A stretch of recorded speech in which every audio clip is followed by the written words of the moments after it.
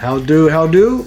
Welcome to Musings of a Schlep. This time I'm going to talk to you about the time that I kind of bossed Trump around a little bit. You know, not like necessarily stood up to him, but I'm like, no, it's not going to happen that way, bro. And his reaction was pretty funny to me, to everybody when I kind of stood up to him a little bit in a professional, polite way. Well, that's debatable. Definitely in a lighthearted way. Definitely in a lighthearted way. Basically, we were at a Exeter Town Hall built in 1850. Okay, and I had a ticket. Well, I had entrance to the VIP back room, and this is an extremely small back room. This venue was pretty small. I mean, the Tsar of Russia was installed that year. That's how old this building is. So we were in the back room waiting for him to show up, and this was before Secret Service. So it was, after Secret Service, everything was a nightmare. The Secret Service and I have had a run-in with each other at least twice, over a sitting president, the other over a candidate for president. That's a whole nother video. So anyhow, I was in the back room with two other adults, just 3 VIPs. That's it. Usually the VIP room is, a couple dozen people. And so I assumed we were going to shake hands, get a picture, get an autograph, and, say a couple of things that we're concerned about. And then before he goes on to the people inside that have been waiting for, hours, waiting for a long time.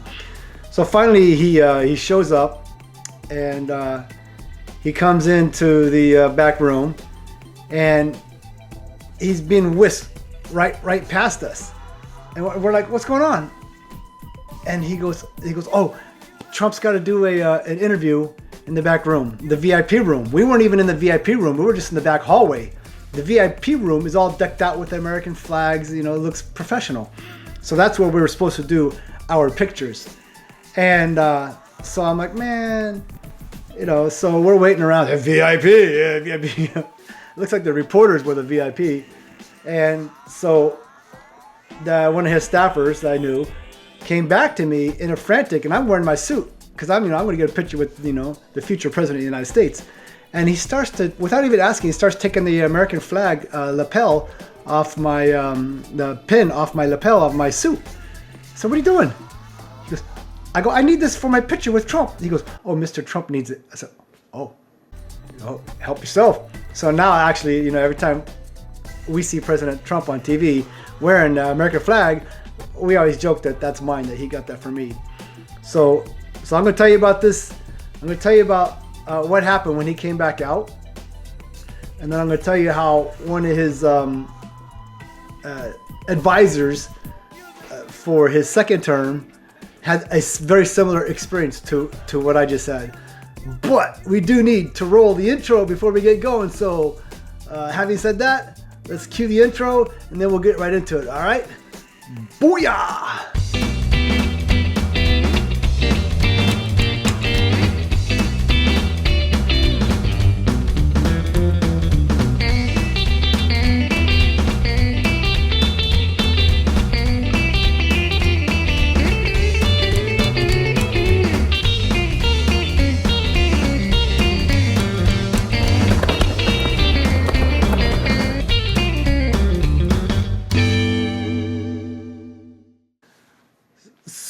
So finally, he's done with the interviews. He comes back out to the back hallway, and one of the parents had a little girl there with him. So Mr. Trump is talking to the father, talking to the kid. He and what I noticed about Trump is he doesn't kind of look over your shoulder. It's like, oh, I gotta go. My point is, when he's talking to you, he's talking to you. He's looking you in the eye. I've met him in a suit and tie, and I've met him, after work in street clothes. And if you're engaging with him, he pretty much treats you the same way, either way. And he's very inquisitive. He will, if you say something that strikes his curiosity, it will inspire him to start asking questions. And that happened with me at another event. This event, I think, was the first time I met him. at another event, I was a volunteer. I got to be VIP because I was a volunteer. And like I said before, this is pre-Secret Service. So this is very early on. Like I initially was with Ted Cruz. But then when I started reading some of the Ted Cruz's legal language, that when he was talking to the Gang of Eight, in 2013, he spoke to the Gang of Eight. And that allows those who are here illegally to come in out of the shadows. That amendment would have allowed undocumented immigrants to remain in the U.S. permanently and obtain legal status. So how do you square that circle? All those Marco Rubio and the like. That's why I don't like Marco Rubio as a pick. Chuck Schumer was on that board. Anyhow, a bunch of rhinos and extremist leftists were on this Gang of Eight. They had a Gang of Eight that was focused on immigration. Basically, they wanted amnesty. They wanted to circumvent the elected officials, the bulk of the body, by trying to do amnesty. And Marco Rubio was on that. And I don't know how I went down that rabbit trail. This is why a lot of times if I'm going to say do a YouTube video, I'll write my whole script out. More so when I speak before the mayor and board of aldermen, I'll write my script out because I got 3 minutes, and I can't afford all these rabbit trails. So anyhow, finally, Trump. I had a Bible with me for him to sign because I've been not collecting. Well, I was a semi-professional autograph collector. Like I don't know why I would say semi-professional, because I didn't really sell them back then. I traded my autographs for baseball cards. But growing up, going to baseball games, I used to get autographs all the time. I'm pretty sure I had every autograph in the National League of every player that I knew of, except for Mike Marshall, because you had to have a straight A report card in order to get his autograph. I've explained that in a different video. But anyhow, I have many times been the only person to get an autograph. Like one time, Oliver North was giving a speech, and some clown jumped up. I was in front with my Nikon FM2. And I always used to wear like a lanyard and kind of pretend like I'm with the media so I can get right up front. And some clown jumped up in front of Ollie and was getting ready to unfurl some banner, to protest Oliver North. And Ollie had his own secret. He had his own protective security team because of international terrorist threats against him. And so I jumped up immediately and yanked the sign out of the guy's hand before all the media in the back could put that as the lead of their story of Oliver North visiting Manchester, New Hampshire. And then his security detail came up. They're like, calm down. I'm like, hey, I'm not attacking the guy. I just don't want the media to see this sign. And so that little scuffle kind of ended, and they whisked him out the back room. And then Ollie looked down at me and he's like, he gave me that head nod, So afterward, now his team was like hyper-focused. They wanted to whisk him out of the room. But no, not today, because G-Man's there to get his autograph, which I still have that autograph. And I jumped up there and I said, Ollie, Mr. North. And he stopped. He stopped his team and he came back and he signed specifically for me because what I had done for him. And members of the media came up to me and they're like, hey, what was on that sign? Because I had it all folded up, a big piece of cardboard, probably with a crown, And I'm like, no, you ain't seen this sign. Not today. Not on my watch. So anyhow, Trump now signs that Bible, which I put up on eBay. And like I said, this is early 2015, probably. And I had been getting a lot of hits on that autographed Bible because it was the only one. I used to tell people, Donald Trump doesn't even have a Bible signed by Donald Trump, And people were offering me $300, $350. And I knew that's all it was worth at that time, at that stage of the campaign. And I'm like, nope, $900, $900. I had a COA. I had already shipped it out to a PSA, and it came back certified autograph. And boom, $900. I made $5,000 off of Trump, but I made so much off of Mitt Romney and George Bush. All these candidates, I've made bank, because they get enough money from me. This is my way of kind of getting money back from them. So anyhow, back to my story in the back room. Donald Trump finally gets to me, signs the Bible, and he says, okay, listen guys, they're out there waiting for me. We're gonna do the pictures after, right? So we had our moment. We shook his hand. We talked whatever. We did a small little banter, and then his staff team is trying to urge him out. Let's go, Mr. Trump. Let's go, Mr. Trump. So Trump's like, okay, we got to go out. And I go, no. Because Trump was like, we're going to do the pictures after, right? So I've been doing this political thing, the first in the nation primary for a long time. This is Mr. Trump's first campaign. So I know how it works, right? And I'm like, no. I said, we're doing the pictures now, because once you go out there, guess what? You might not ever come back here. We'll be waiting here forever. And Trump's like, who is this guy? I like this guy. We're doing the pictures now. So, and the reason I decided to videotape this morning, because he just selected a guy to come back into his campaign as an advisor, Dr. Sebastian Gorky. And Dr. Gorky, we had this very similar experience. And I've got the video and I'm going to show it to you. So anyhow, so Mr. Trump's like, he's all like, oh yeah, we're definitely getting pictures now. And this guy's like, who is this guy, right? So he goes to shake my hand for the picture. And I go, no, Mr. Trump, we're going to do the ghetto shake. We're going to look like old friends. So him and I are doing the ghetto shake, like, what's up, And you can see in the picture that he's just laughing.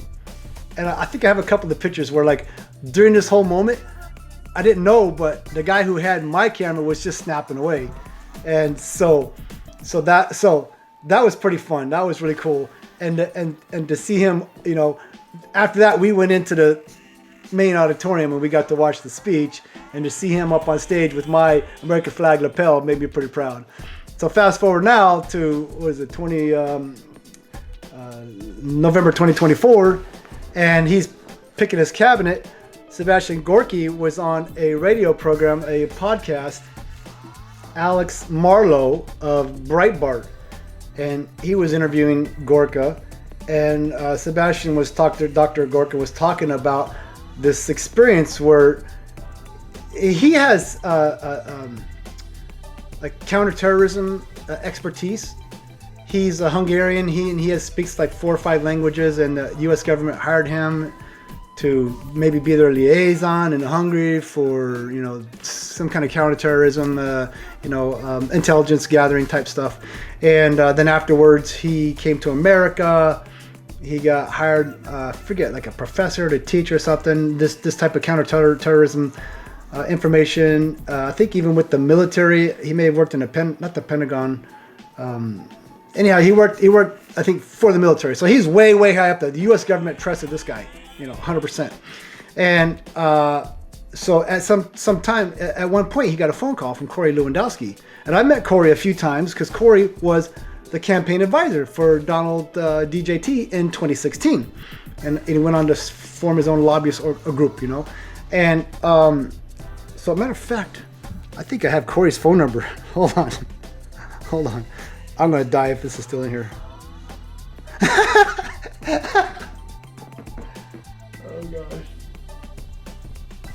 There he is. I'm sure that's an old number that doesn't work anymore. But anyhow, so Corey calls Gorky and says, hey, I've been watching what you've been doing on Breitbart, because he also was doing a podcast or writing for Breitbart. And so Corey's like, Mr. Trump is looking for an advisor to help him do some debate prep for a debate, and he wanted this guy to come in. So obviously Gorky goes to Gorka. I keep saying Gorky. I said Gorky's. I get that. There must be a Gorky Park. I think was that during Perestroika. Something. I got a Scorpion song, in the back of my mind somewhere. Anyhow. He goes to Trump Tower, and he sits down with Donald Trump, and Corey's over there in the corner, and Trump is asking him about all kinds of intelligence matters, and matter of fact, I'll let the video tell a story. I set it up. Okay, I'll let the video tell a story. After 5.5 years of that, I went to Quantico. I had the military chair of theory at the Marine Corps University. And I'm sitting there one July day, and I get a phone call from somebody called Corey Lewandowski. No idea who Corey is. And he'd seen my work in Breitbart as your colleague, as national security editor. And he said, candidate Trump is preparing for the fall GOP primary debate on national security. Would you be willing to meet with him? And I said, what, you mean the reality TV guy, the real estate mogul? Yeah, that guy. So I said, okay. So they flew me to New York. I met Donald Trump, then Mr. Trump, sitting in his office in Trump Tower. There's only the three of us. Corey's in the corner. Amazing blue sky discussion about everything from the Civil War to ISIS to the utility or non-utility of nuclear weapons. Clearly, he's really interested in this stuff. And then he does a classic Trump. He kills the conversation dead, turns to Corey and says, no, I like this guy. Let's hire him. So I signed an NDA, just like Stormy Daniels. That's the commonality between me and Stormy. Sure is. And I started writing briefing papers on 6 topics: Iran, North Korea, ISIS, China, Russia, that the president used to prep for the debate. Who is this guy? I like this guy. That's what Trump said to me. Who is this guy? I like this guy. I want to hire him. I wish he would have said that to me. They should make a new position in the White House, a cabinet position, as a blue collar representative. Yeah, I mean, I'm literally like been contemplating cutting my hair back to my shoulder, getting rid of this mustache, kind of cleaning it up, buttoning it up a little bit. But if I was Trump's blue collar representative, some cabinet position, not really cabinet position, but an adversarial position, I think one of the first things I would do would be like, okay, nobody gets into the White House with a cell phone. Those days are over. Duh. But yeah, I would bounce a lot of things off of Trump, from a working class schlepp's perspective. And if he wanted to bounce things off of me, I could either say my opinion or say I have no opinion on that. That's, you have to, I mean, I don't want to just make stuff up. Anyhow, so oh yeah, wouldn't that be the bomb, man? But I'd go in. I would wear a suit and tie, but I would keep the hair, man. People are like, who's that? Who do you think it is? The blue collar rep. Anyhow, man, I'll tell you what, DJT, he's a legit guy to talk to, man. I talked to him many times. One time I got 3 finger points from him. 3. You know when like he goes on stage and he's like, and he looks down and he sees people he knows, he goes,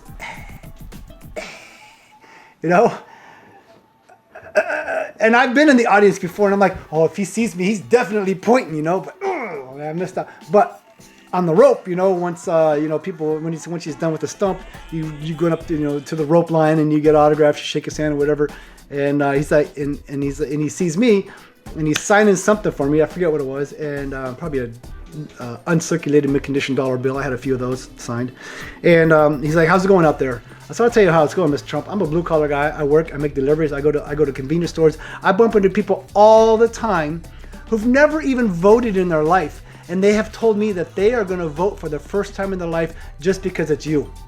He's like, right? Gives you that point. I'm like, oh, cool.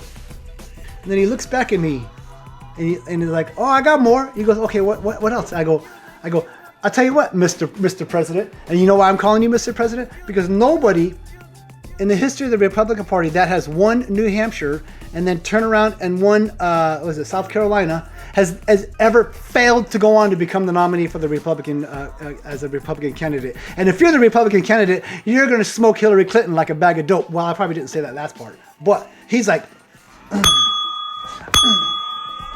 and then he looked over and I go, oh yeah, you want more? He's like, and I don't even remember what the last thing I talked. And he went 3 finger points from 45 and 47. I thought that was pretty cool. So yeah, who is this guy? I like this guy. That guy's name is Greg Salt. Yeah, I hope you enjoy the show, and I hope I edit this well. I don't know. Anyhow, God bless. Say your prayers. Read your Bible. Wow, that was my old tagline for my old TV show years and years ago. Doing this stuff is like, a lot of these young kids, they want to like be like these successful podcasters. I'm not really chasing that. I'm just working on my craft. As if this is the craft God gave me the ability to do. Everybody has a gift, and if I don't do what I feel like I'm called to do, because I do Bible study things. This is like, I had to stop what I'm doing on the side just to make this video. I've been working on a Bible study for a year and a half. It's right now, it's 16,000 words that I plan to upload to YouTube. And it's going to be over 2 hours long. And it's called Hear, O Israel. And it's me talking about how you can find the Messiah within the ancient Hebrew scriptures, the Tanakh, and the messianic prophecies. Jesus fulfilled 300 of them, but there's still, something like 900 more to fulfill. But the first time he came as a suffering servant, and he's going to come back again as the victorious king. A lot of sages today are looking for two messiahs, because one guy can't fulfill these prophecies where he's pierced for our iniquities, and he's like, by his sacrifice our sins are atoned for, and then all of a sudden at the same time be a victorious king who brings about peace on earth. How can he be the same person? But he is. We're looking for his second coming. But I digress. So that's why like I'm not putting up a video per week, which is what I'm supposed to be doing, building a library. So one day when I am ready, I can upload these new channels on YouTube, and because my main channel doesn't have a niche. I've had people comment in my section, who's your target audience? Me. So YouTube is not what it used to be. I miss the old YouTube where guys, just like me, just sat at home and just videotaped or did whatever, filmed their daughters dance and threw it all up. Now you got to have these special screenshots, what are they called? Thumbnails, fancy thumbnails. I hate making the thumbnails, man. Anyhow, all right, I hope you enjoy it. And sorry for the rambling, but sorry, not sorry. All right, take care. Peace.